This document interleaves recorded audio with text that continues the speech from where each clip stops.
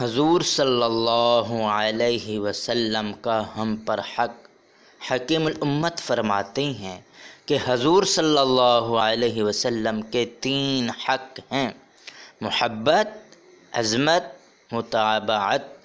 اب لوگوں نے کیا تجزیہ کیا ہے ان حقوق کا؟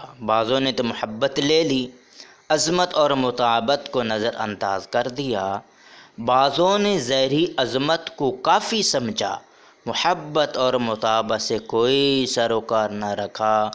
بعضوں نے محض متابعت پر قناعت کر لی، محبت اور عظمت کی تفصیل کے طرفے نہ ہوئے، حالانکہ حضور صلی اللہ علیہ وسلم کے تینوں حقوق ادا کرنا یکساں طور پر ضروری ہے۔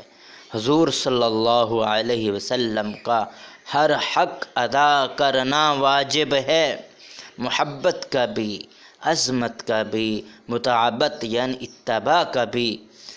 ماہ ربیع الاول کے فضائل و احکام مع حقوق النبی صلی اللہ علیہ وسلم، صفحہ نمبر 78۔